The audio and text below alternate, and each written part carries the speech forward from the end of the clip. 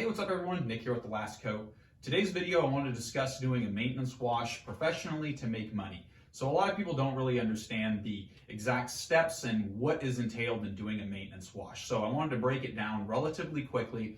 This process, depending upon the cleanliness of the vehicle and how regularly it's cleaned, should take you about 45 minutes to maybe an hour and a half max if it's a really, really big vehicle and it's been, maybe 3 or 4 months since it's been cleaned.